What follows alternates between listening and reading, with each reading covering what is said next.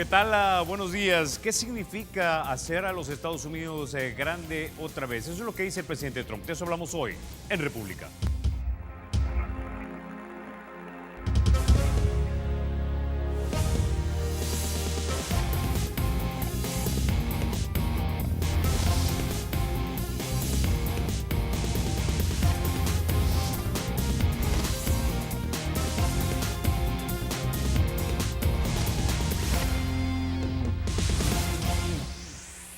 Bueno, sin mayor preámbulo, vamos a introducir a nuestros invitados. Esta mañana nos acompañan aquí en El Salvador el doctor Félix Ulloa, él es presidente del Instituto de Estudios Jurídicos del Salvador y también es un ávido lector de la política de los Estados Unidos. También nos acompaña don Eduardo Calix, él es vicecanciller o ex vicecanciller de la República. Bienvenidos, caballeros, a República.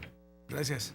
Bueno, es importante que toquemos este tema porque nuestra economía es una economía remesera. Más de 4.000 millones de dólares nos llegan desde los Estados Unidos gracias a nuestros hermanos lejanos, cercanos, ¿verdad? Entonces quisiera comenzar contigo, Eduardo, porque cuando el presidente Trump habla acerca de hacer América grande otra vez, ¿cuál es tu primera lectura acerca de estas palabras? Bueno, primero muchas gracias por la invitación, Carlos.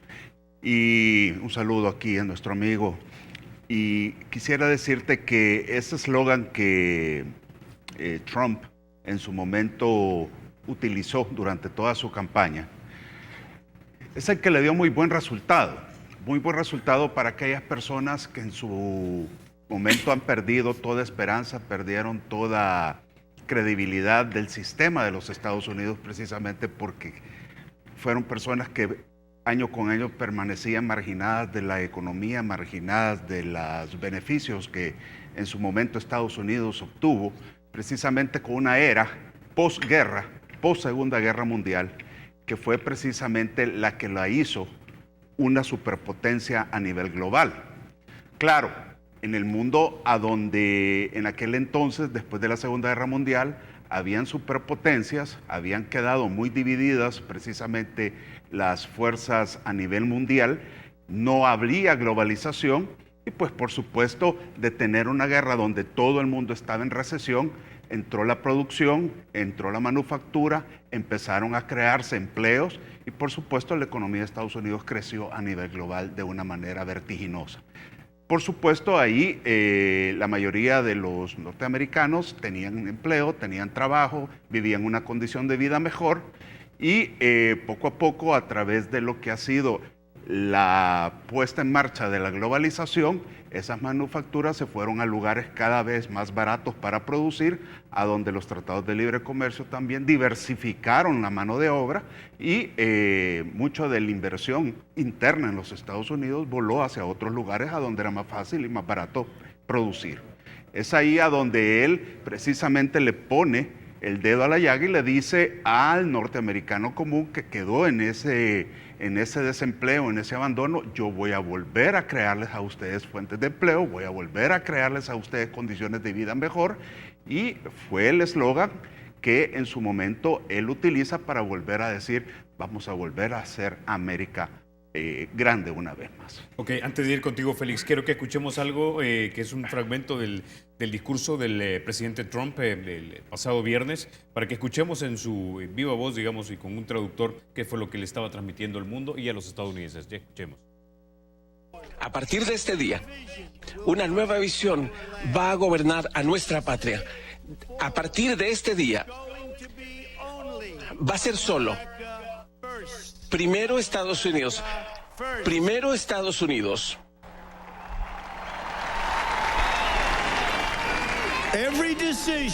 Cada decisión sobre comercio, en impuestos, en inmigración, en asuntos extranjeros, se tomará para beneficiar a los trabajadores estadounidenses y para beneficiar a las familias de nuestro país. Tenemos que proteger nuestras fronteras de los problemas de otros países que se roban nuestras compañías y destruyen nuestra fuerza laboral. Bueno, ese fragmento del discurso de primero los Estados Unidos y vamos a considerar primero los intereses de los Estados Unidos da la impresión de estar escuchando cuando uno de repente lee los discursos de algunos de los presidentes republicanos de la época de entre 1910 al 20 o del 20 al 30 antes de Roosevelt, que son renuentes de ver hacia el exterior, sino que están viendo siempre hacia el interior de los Estados Unidos, quizá comportándose como verdaderos republicanos, contenidos dentro de las fronteras de su propio país. Claro, y mira lo que llevaron la gran recesión de 1929, justamente por esa visión, y que hubo que hacer todo el esfuerzo de Franklin Delano Roosevelt con el New Deal para sacar a los Estados Unidos de esa recesión de finales de los años 20, en 1929 al 31, que fue terrible para la economía de los Estados Unidos. Pero si tú ves, esto que anuncia como nueva era ha tenido un eco ya inmediato en las extremas derechas europeas. Acaba de haber una reunión en Alemania, en la confluencia de los dos ríos, que se llama la esquina alemana, de los líderes de ultraderecha de Alemania, de Francia, de Bélgica, de Italia, hablando ya de esta nueva era. Es decir, el riesgo que trae un discurso de este tipo, bastante populista, bastante incendiario, es que carecen de contenidos programáticos, porque cuando te dice una América grande de nuevo, vamos a hacer América grande de nuevo, no te define a qué se refiere, justamente a esos periodos entre las dos guerras o el periodo posterior a la Segunda Guerra Mundial. Es decir, Estados Unidos no es el mundo entero, apenas es un 5% de la economía global, y por lo tanto plantearse volver a una situación de un proteccionismo, que es lo que se perfila por su política de eliminar o revisar o revertir los tratados de libre comercio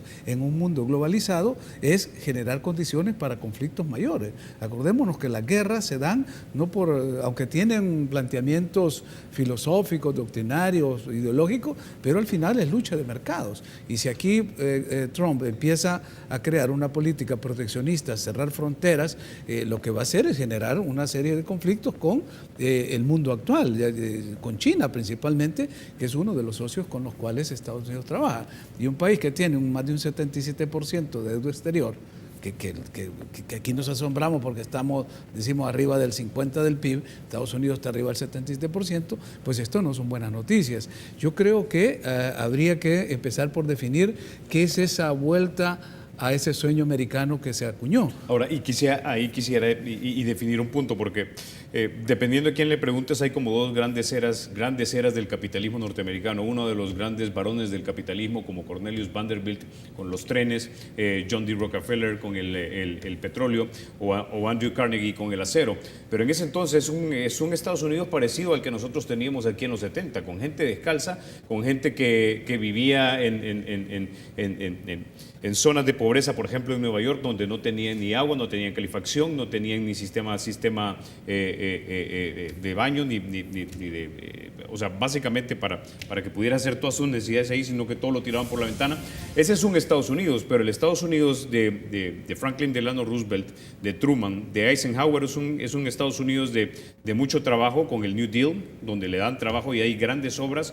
El Estados Unidos de Eisenhower es un Estados Unidos donde se aprueba la ley de carreteras del 56, se invierten 26 mil millones de dólares, se construyen 68 mil kilómetros de carreteras federales. Hay mucho trabajo. Es también el Estados Unidos de la gran sociedad de Lyndon Johnson, donde se invierte en tratar de aliviar la pobreza en los Estados Unidos. Entonces, ¿a cuál estará queriendo regresar Trump? Alex. Mira, Carlos, yo más bien creo que por ahí va la cosa.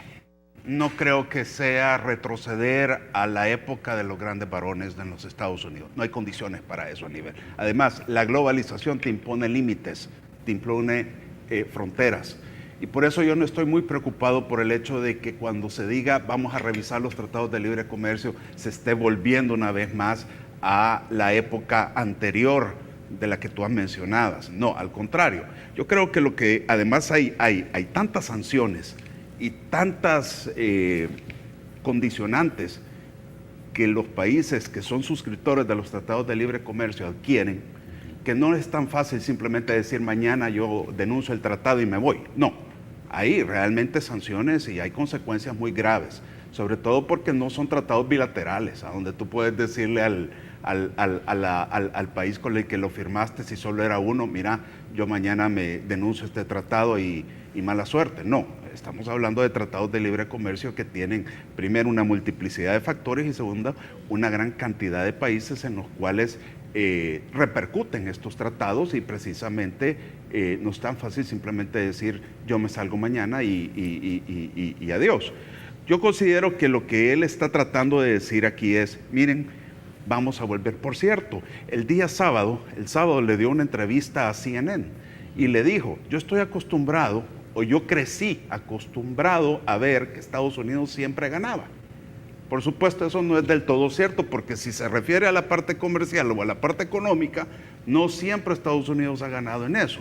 Y si se refiere a las guerras mundiales o a las guerras regionales, también ha tenido reveses. O sea que en ese sentido ahí hay un mensaje claro oscuro que de alguna manera, por supuesto, lo que quiere ver es que Estados Unidos vuelva a ser la potencia que era antes. ¿En qué sentido? En lo que corresponde al crecimiento económico, a la generación de empleos, a que pudiese lograr ofrecerle condiciones y oportunidades a mucha gente. Y en ese sentido, primero a los estadounidenses que están adentro de su frontera y que votaron por él. Él está hablando a esas personas, no solamente le está hablando ahora a un país que de alguna manera tiene serias dificultades económicas y tiene una deuda externa gigantesca, pero sí le está hablando a su electorado y tiene que hacer por su electorado cosas inmediatas. Y por supuesto ese discurso va más bien dirigido a ellos, pero sí tiene la intención, y eso creo yo que es lo que hay que leer, que quiere devolverle sus empleos que de una u otra manera él considera se han perdido alrededor de los Estados Unidos a lo largo de esta época de la globalización. Ahora, exactamente, aquí vamos a un punto. Hace un par de semanas leía yo un reporte de que en Estados Unidos de los tantos millones que se han creado de empleos, buena parte de ellos son en sectores de comercio y de servicio que no pagan lo que pagaban. De hecho, alguien que podía haber ganado antes y que fue cesado, digamos, de su empleo de trabajo en una fábrica o en algo parecido, ganaba $30 y de repente ahora lo recontratan pero con $10-12. Para los norteamericanos eso es una gran pérdida de capacidad adquisitiva, Félix. Bueno, tuviste que uno de los últimos esfuerzos de Obama fue justamente aumentar el salario mínimo y subir el valor trabajo por hora.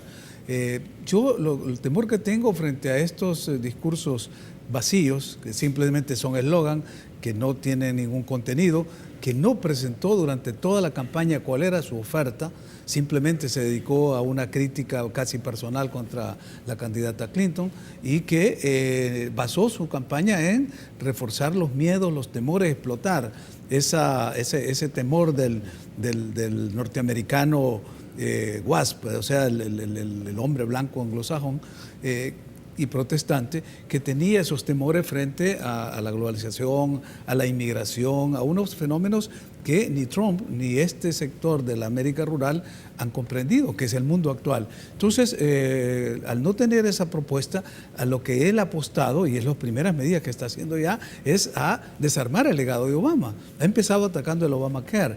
Es decir, y por otro lado ofrece seguro social universal. Yo no sé dónde lo va a sacar. Es decir, eso pareciera un oxímoron. Voy a destruir el Obamacare, pero voy a dar seguro universal. O no tiene idea de lo que está hablando, o simplemente una demagogia. Por un lado. Por otro lado, cuando tú hablas de empleo, él viene a recibir un país que fue sacado de la segunda peor crisis del capitalismo en su existencia, que fue la crisis generada cuando los gobiernos republicanos de George Bush, que dejó al país, y Obama lo tuvo que recibir, con una crisis fatal. Hubo que haber lo que hizo Franklin Delano Roosevelt con la Banking Act, con la ley Glass-Steagall, que es lo que hizo Obama para rescatar al sistema que estaba cayéndose con todas aquellas, ¿te acuerdas? La subprime y todos los ¿cómo se llaman? Las hipotecas tóxicas que había en el sistema financiero, la gran quiebra de Lehman Brothers, de la Fannie Mae, de todas estas grandes empresas que trabajaban en el mundo hipotecario, y que tuvo que dar Obama la ley de emergencia, de estabilidad emergente o de emergencia de 2008. Esto ha permitido que en estos 8 años se pudiera recuperar los Estados Unidos. Y si tú ves cuánto fue la tasa de empleo en la que recibió Obama, que fue bajísima, y cuánto está dejando ahora, la creación de 11 millones de empleos. solo superada por Clinton, que dejó con 15 millones, y Reagan, que lo dejó como con 20 millones de nuevos empleos creados. Eso es el problema que vemos ahora, de que ese capital con el que está recibiendo este señor puede ser dilapidado, como lo hizo Bush, con todo lo que le entregó los 2 años de la administración Clinton, que llevó el déficit fiscal a cero y deja un país con un tremendo hueco financiero, con una crisis fatal, con guerras en el Medio Oriente, etc. Entonces, el legado de Obama, que es la apuesta que este señor quiere destruir en programas sociales, es decir, todo lo que se ve como amenazas en el tema de migración, problemas que vamos a ver en la cuestión económica, si realmente empieza a revertir los tratados de libre comercio o empieza a crear barreras proteccionistas.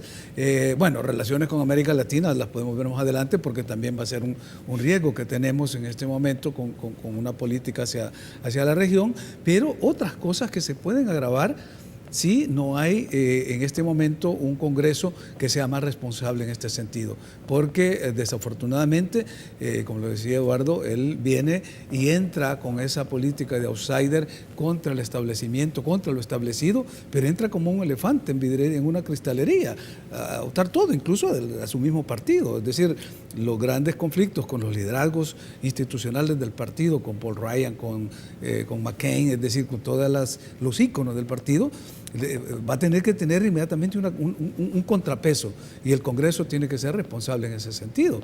Por eso es que tú ves que todavía no le han aprobado algunos de los nombramientos que ha hecho, y uno de los más importantes, que es el del secretario de Estado. Rex Tillerson todavía no ha sido nominado. Está Tom Shannon como teniendo la peña para mientras.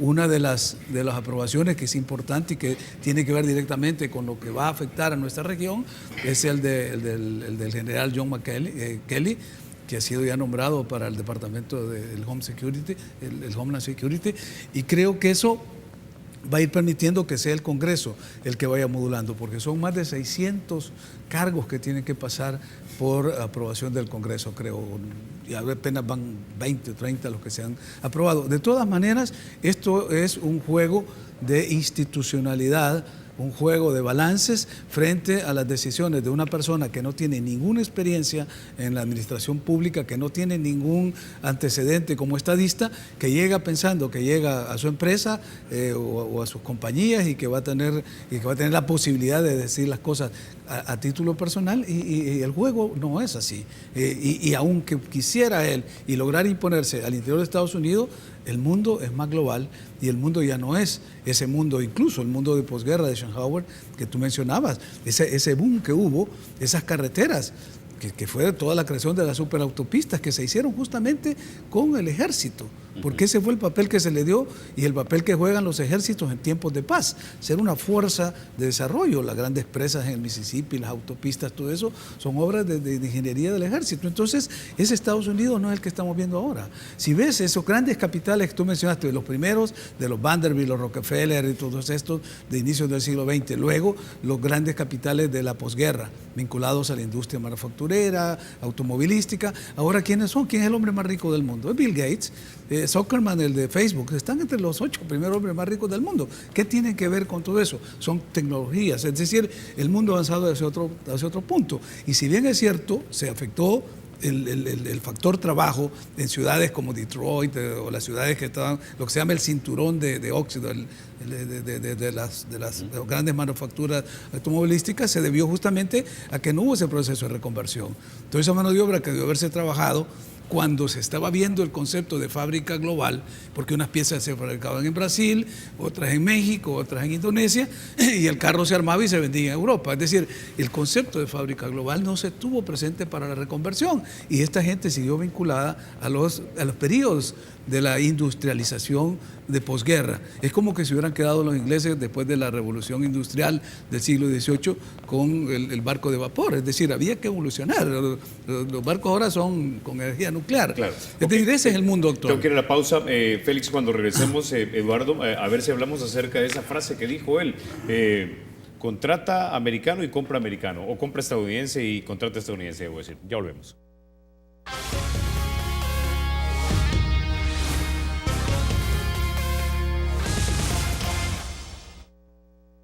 Gracias por continuar con República. Ya se une a nosotros desde Washington, D.C., Giovanni Vicente Romero.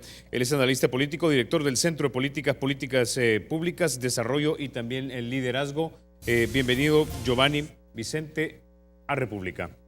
Muchísimas gracias. Buenos días. ¿Cómo están todos? Bueno, rápidamente, Giovanni, vamos a escuchar algo de lo que dijo el presidente Trump durante el discurso de toma de posesión cuando hablaba acerca de lo que cree deben hacer las empresas norteamericanas. Escuchemos. Vamos a seguir 2 reglas simples.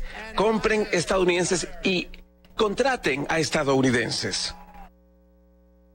Bueno, eso se escucha y se lee muy bien, Giovanni, pero realmente le explican a los estadounidenses que es más complejo que simplemente decirle a alguien tiene que comprar productos estadounidenses y contratar estadounidenses. Estoy totalmente de acuerdo contigo, Carlos. Pienso que básicamente él lo que ha hecho en este discurso es continuar con su línea populista. Ha sido un discurso propio de su campaña electoral, como los que ha hecho en los diferentes rallies y los diferentes mítines que desarrolló durante su campaña electoral. Y pienso que aquí lo que evidenció fue una política económica bastante proteccionista, pero también tenemos aquí un estilo de patriotismo, pero básicamente lo que teníamos aquí era un nacionalismo bastante disfrazado de patriotismo, y obviamente aquí lo que está tratando de llevar los valores americanos a algo que todavía no habíamos visto hasta ahora. Es decir, que Estados Unidos es una economía de mercado libre y obviamente estas imposiciones no son nada bueno para la balanza y el mercado internacional. Alguien en Estados Unidos habla acerca, e intuyo, si mal no recuerdo, que fue el senador demócrata, el señor Byrne, quien hablaba acerca de la reconversión laboral que de repente debería existir en Estados Unidos. Le explican a los norteamericanos que de repente no es que no tengan el empleo que ellos quisieran tener simplemente porque el presidente Obama no quiere, sino que esto ha sido un proceso paulatino que se ha venido dando desde inicios de la década de los 80. Corroboro contigo. Básicamente aquí Donald Trump con esta propuesta que hace frente a toda la nación de Estados Unidos en su día de inauguración, lo que trata de hablar es de traer estos empleos a Estados Unidos, que básicamente ha sido probablemente su discurso más repetido durante toda su campaña, de traer otra vez los empleos que él piensa que se han ido, que se han escapado de Estados Unidos. Pero aquí hay algo más importante y algo más delicado, que cuando traes todas estas compañías y todas estas fábricas y manufacturas, tienes que tener una mano de obra bastante calificada. Entonces, no solamente basta con traer los empleos, no solamente basta con traer esas empresas de vehículos, esas empresas del sector automotriz, también tienes que tener una mano de obra calificada. Y entonces, evidentemente, entra el aspecto de los impuestos. Estas compañías están pagando menos impuestos, es decir, están produciendo a un menor costo y por tanto están obteniendo mayores beneficios en estos países donde se encuentran, y venir a Estados Unidos sería entonces ellos someterse a las reglas y a las imposiciones de la nueva administración en la Casa Blanca. Ahora, hemos escuchado entonces del presidente Trump hasta este momento, digamos, algún programa de reconversión laboral en escuelas técnicas, por ejemplo, o con nuevo currícula dentro de los sistemas educativos de los diferentes estados, o hemos escuchado gobernadores hablar ya de esto. Lo que hemos visto aquí es un discurso totalmente populista de Donald Trump, carente de propuestas definidas, propuestas fundamentales que podamos ver que tienen un norte a seguir. Entonces, vamos a ver en estos primeros 100 días de gobierno qué puede él diseñar, qué puede él articular, porque hasta ahora lo que hemos visto es bastante populismo, reitero, y evidentemente es muy fácil hablar y más difícil llevar a cabo todas estas cosas. Obviamente, el discurso de él fue uno de los discursos de toma de posesión más corto de la historia. Es el único aspecto positivo que tiene, porque tuvo menos tiempo de hacer daño con sus palabras y con su retórica, pero también vimos que estuvo bastante impregnado del aspecto religioso. Fue algo sumamente interesante lo que se dio ese día muchísima sorpresa, un fin de semana totalmente intenso aquí, tanto con relación al discurso de Donald Trump, sus palabras, pero también el movimiento cívico, las manifestaciones por las mujeres que hemos visto en Washington. Yo pienso que más que hablar de una reconversión laboral, en este momento él lo que está hablando es enfocándose básicamente en la guerra mediática que ha tenido con los medios de comunicación, con la prensa, y en su primer día en oficina hace una visita oficial a la Agencia Central de Inteligencia, y entonces aquí duró 15 minutos también hablando, de los cuales solamente 3 minutos fueron dedicados a la comunidad de inteligencia de Estados Unidos, y el resto, 12 minutos aproximadamente, fueron dedicados a hablar de su propia persona y de sus percances con la prensa de los Estados Unidos. Así que pienso que él debe definir un poco más, de manera más clara, sus propuestas, cuál es su plan de gobierno, porque evidentemente estamos viendo que Estados Unidos, ahora mismo su población no tiene mucha paciencia con esta nueva administración, y podemos ver que hay muchas personas que ni siquiera quieren darle el beneficio de la duda. Hay personas que el hombre tiene apenas 2 días en la oficina, 2 días en la Casa Blanca, ahora 3, y no ha hecho básicamente nada. Así que las personas ahora mismo no quieren ni siquiera darle la oportunidad de ver qué tipo de presidente es el que tendrán. Pero de todos modos, te digo que es un tipo de administración, un tipo de estilo de gobierno sin precedentes, nunca antes visto en Estados Unidos, y obviamente eso se va a manifestar bastante en el trato hacia la prensa, porque vemos que el presidente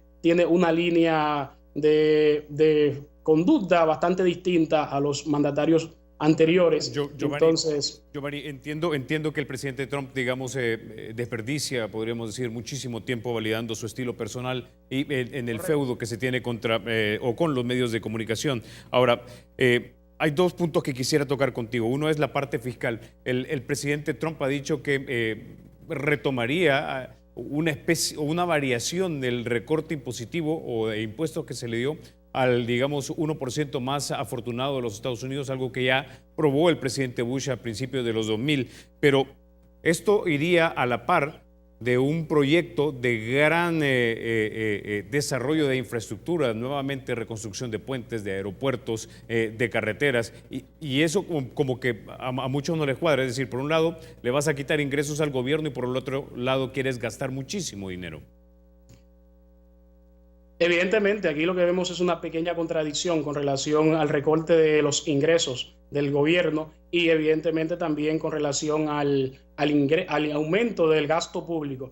Vemos que desde el inicio él está hablando de reducir los impuestos, y ya sabemos que eso es una línea ideológica que siempre ha mantenido el Partido Republicano, de tener un gobierno más pequeño, un aparato estatal disminuido, y obviamente entonces reducir los impuestos, pero crear mayores negocios, mayores empresas, mayores, y por tanto mayores empleos, traer con eso, que es todo lo contrario a muchas de las cosas que hemos visto con los demócratas, que estos creen y defienden el aumento de los impuestos. Pero yéndome directamente a tu pregunta, al punto, Donald Trump desde el principio ha hablado de esto, y a pesar de que es una persona sumamente adinerada, que pertenece quizás a ese 1% de los millonarios o de los billonarios de Estados Unidos, pero siempre ha atacado este aspecto y obviamente no ha sido bastante afín con los intereses de Wall Street en Nueva York y este grupo económico que de una manera u otra tiene su mano puesta en el sistema económico y financiero, no solo de Estados Unidos, sino del mundo. Entonces, aquí él está hablando de esto, pero si él puede crear más empleos a través de la reducción de estos impuestos, este recorte en su política fiscal, pero al mismo tiempo construyendo este proyecto de infraestructura a una escala monumental, como piensa reconstruir puentes, aeropuertos, carreteras y autopistas. Entonces, probablemente vamos a ver que habría un estímulo económico, pero la pregunta mía, y con esto yo estoy de acuerdo contigo, coincido contigo, ¿de dónde sacará el dinero para hacer estas cosas si habrá una reducción del ingreso que tiene el gobierno por concepto de impuestos?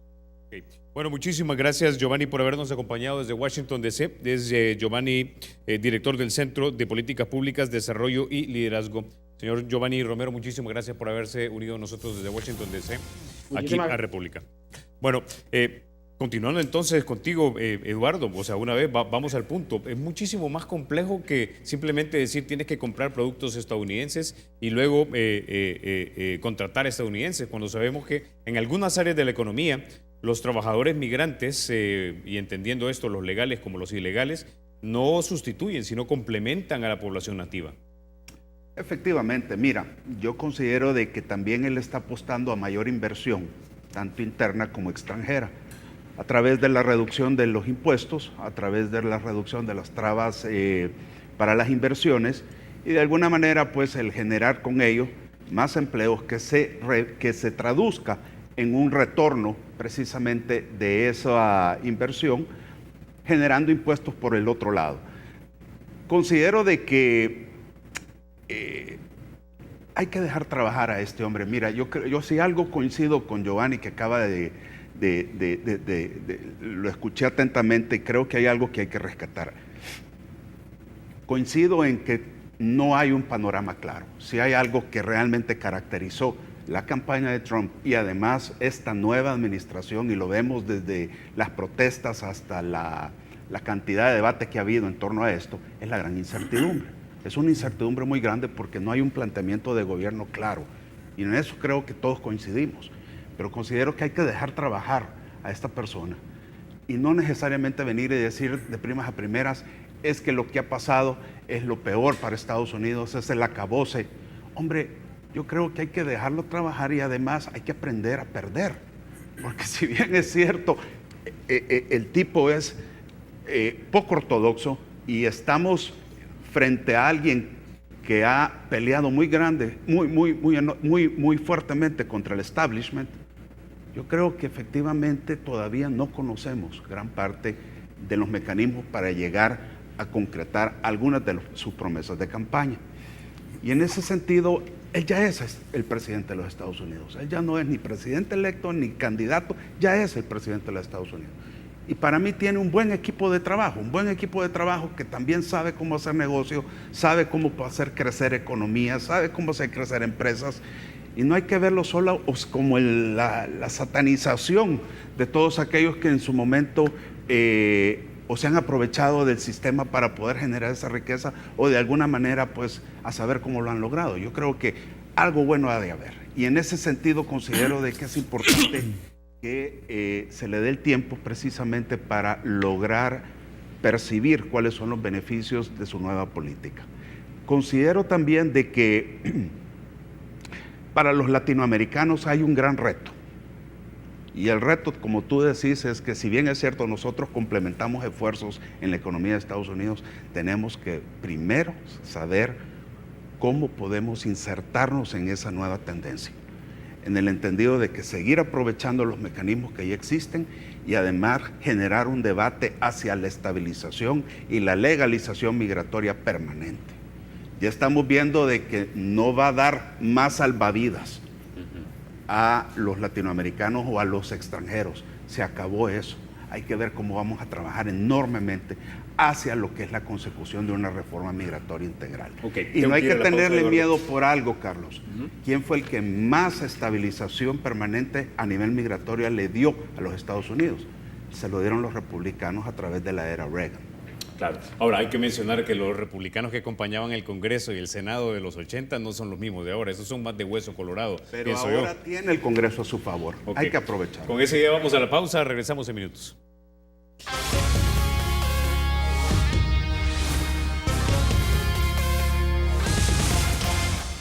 Gracias por continuar con República. Rápidamente nos unimos hacia Washington, D.C., donde está Cristina López. Ella es abogada con maestría en la Universidad de Georgetown. También es miembro de Media Matters. Es un observatorio político de los medios de comunicación y las noticias de los Estados Unidos. Cristina, buenos días, bienvenida a República.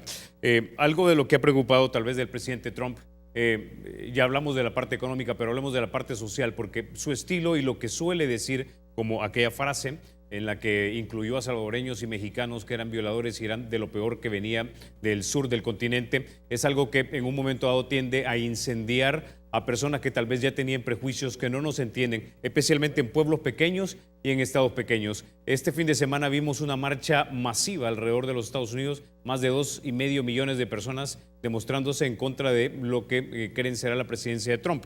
Hay que sumarle los eventos o los hechos, digamos, misóginos que han rodeado al presidente Trump.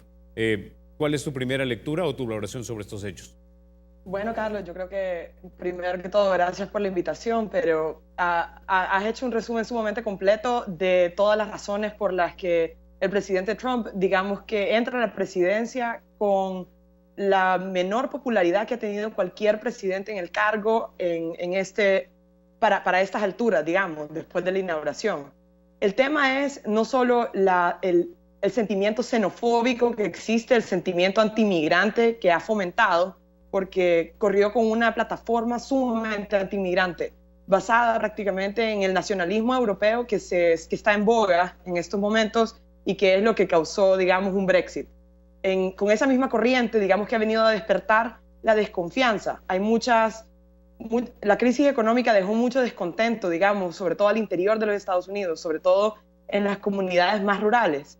Y una de las mejores maneras para buscar chivos expiatorios es acusar a otros miembros de la comunidad, a otros miembros, digamos, que se ven diferentes, de ser la razón por la que muchas de estas personas no tienen trabajo.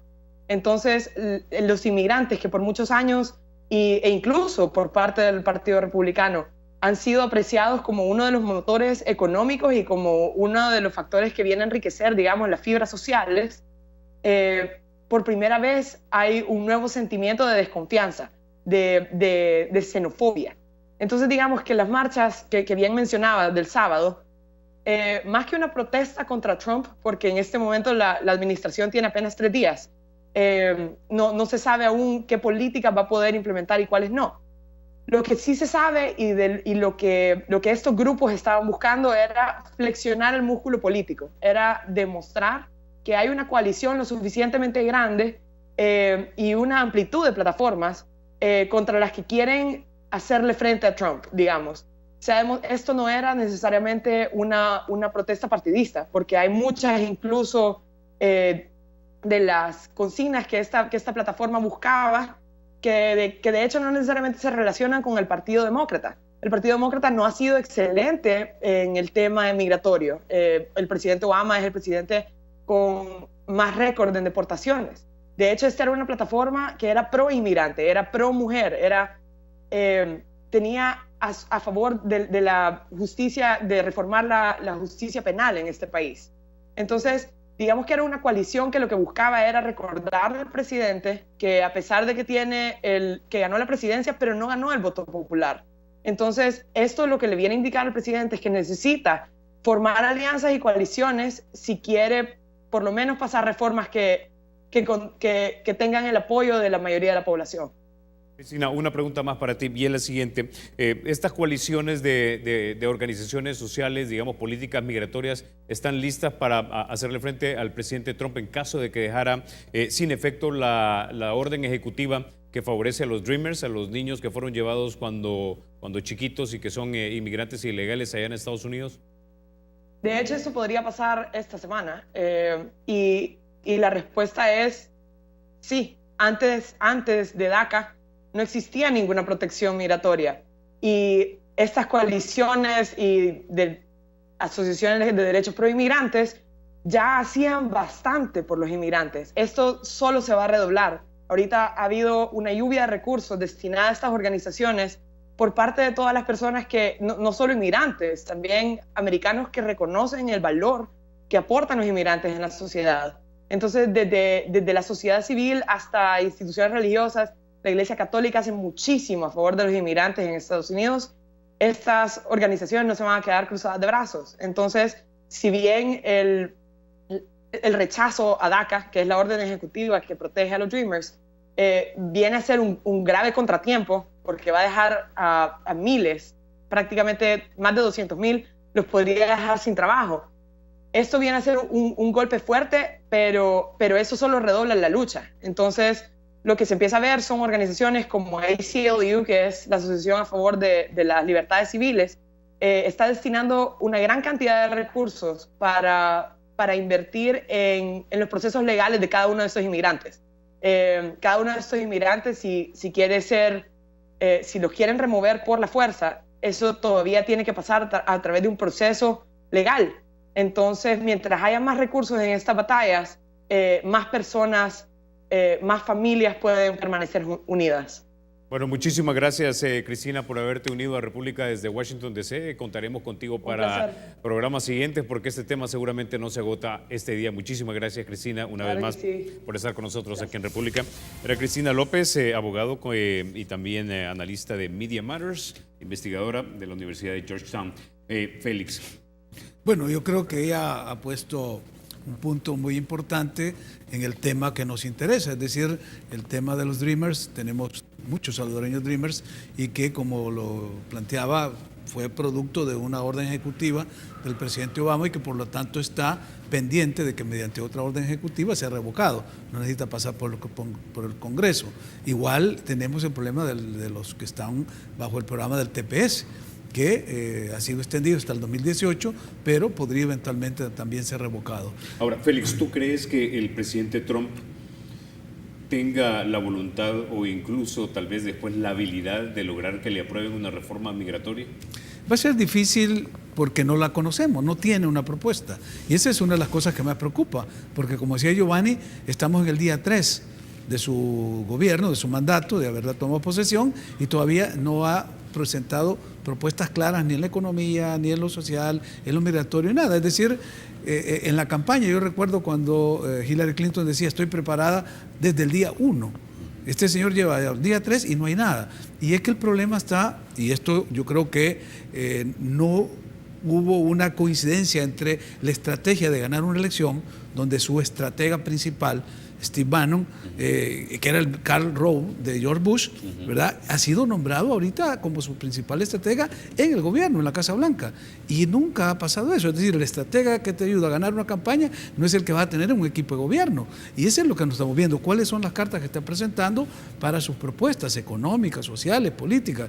Bueno, en política exterior esto es un desastre. Entonces, en temas migratorios no se conoce ninguna propuesta de él. Ha dicho que va a levantar un muro, ha dicho que va a expulsar a los criminales condenados, es decir, ha dicho muchas cosas, pero esos son lemas de campaña.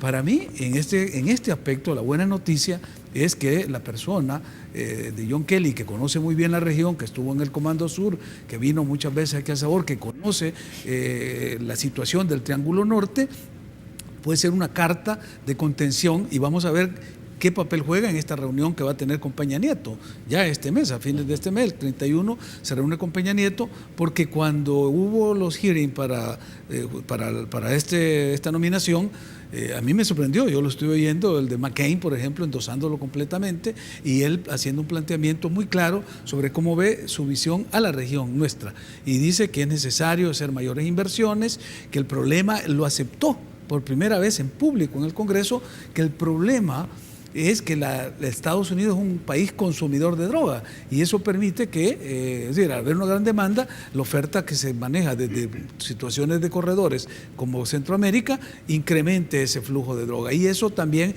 genera violencia en las comunidades, que promueve una migración forzada hacia los Estados Unidos. El gran vacío en ese hearing fue que no se habló de México.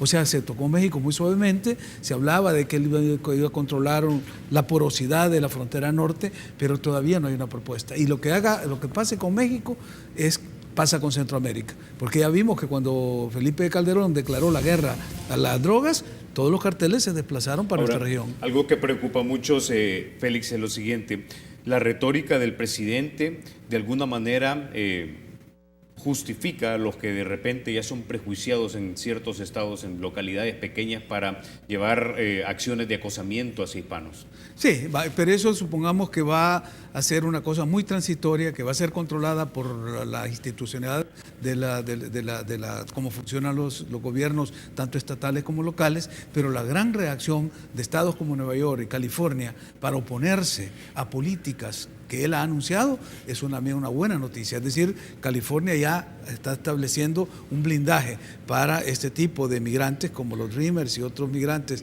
con situación irregular, igual que Nueva York. Es decir, el mainstream, las grandes fuerzas que rigen esta Unión Americana, creo que están reaccionando de forma adecuada. Y la expectativa es que tanto el Congreso como las otras instituciones del Estado van a poder balancear cualquier exceso, cualquier exabrupto de un presidente asesorado por una persona como Steve Bannon, que tiene, si uno va, simplemente te metes al sitio del Breitbart News para ver cuál es el pensamiento que hay. Es la derecha alternativa expresando... Alternativa, derecha nacionalista. Claro. Okay, me queda poco tiempo, Eduardo, pero quisiera ponerte en la posición en este momento de ministro de Relaciones Exteriores. ¿Qué estrategia montarías tú para defender a nuestros migrantes allá en Estados Unidos? Mira, Carlos, debe ser una estrategia que abarque muchos ángulos. No solamente qué es lo que Estados Unidos nos puede dar, sino que también el deber que nosotros tenemos que hacer en casa. Y ahí Trump lo dijo muy claro: voy a trabajar con los gobiernos serios y aquellos gobiernos con los que compartamos visiones similares. ¿A qué se refiere con eso también? A que nosotros tenemos que hacer la tarea en casa. Una tarea que no solamente sea ir a ver qué es lo que me van a dar, sino que también qué tengo que hacer aquí para poder fomentar mejores condiciones que eviten una migración masiva. Y es ahí a donde, primero, y volviendo a tu pregunta, efectivamente tenemos que trabajar muy de cerca con los gobiernos centroamericanos y con México, mucho más de cerca. Porque a mí si hay algo que me preocupa es un mensaje que veladamente, y no sé si ustedes lo escucharon, emitió Peña Nieto cuando llegó Trump, cuando fue a la primera visita como candidato, que lo invitó Peña Nieto y que por cierto tuvo costos muy grandes eso. Y Peña Nieto le dijo, y si tú te das cuenta, le dijo: tenemos que trabajar conjuntamente para fortalecer que haya más seguridad en la frontera norte y nosotros vamos a hacer la tarea también en la frontera sur. ¿Qué te está diciendo? Le vamos a meter más seguridad y más control a la frontera sur. Eso quiere decir más riesgos para nuestros migrantes. En ese sentido, creo que hay que trabajar muy de cerca con México y con los gobiernos centroamericanos para establecer una política de principios y una política común hacia los Estados Unidos sobre lo que queremos con nuestros migrantes. Segundo, fortalecer nuestra planta consular. Es importantísimo el fortalecimiento de nuestros consulados alrededor de los Estados Unidos. Tercero, vincular más a las comunidades que están agrupadas en asociaciones allá en los Estados Unidos, evitar las consideraciones políticas y fortalecer el nacionalismo para poder lograr con un solo planteamiento abrir puertas a donde ahorita no las estamos abriendo. Y por último, creo yo que es importante el diversificar un poquito más el origen de nuestros productos, hacia dónde queremos llevarlos. Si bien es cierto, ya nos han dicho que van a haber revisiones, que van a haber más cálculos para lo que es el ingreso de nuestros productos de Estados Unidos, entonces tenemos que comerciar más entre nosotros también. Con Centroamérica fortalecer mucho más el comercio intrarregional, ver cómo podemos también aprovechar otros tratados de libre comercio que ya tenemos en marcha. Y de esa manera creo que es como podemos paliar situaciones que nos pueden sobrevenir, como por ejemplo el decir cómo estamos preparados para recibir esa gran cantidad de gente si nos llegan a deportar cada vez más gente. Sabemos quiénes nos están viniendo, sabemos qué tipo de giro es el que hacen en los Estados Unidos, sabemos qué tipo de antecedentes tienen. Yo creo que ahorita no lo sabemos. Entonces tenemos que estar preparados para lograr insertar a esa gente de alguna manera también a las políticas de generación de empleo y de crecimiento económico. Ok, bueno, con eso ya nos quedamos. Félix, un verdadero placer como siempre contar contigo en República. Eduardo, muchísimas gracias. Ustedes, amigos, se quedan con la emisión matutina de Teleprensa con Rafa García y Mayela Mena. Soy Carlos Toledo, gracias por vernos. Recuerden, la República es de todos, hay que cuidarla.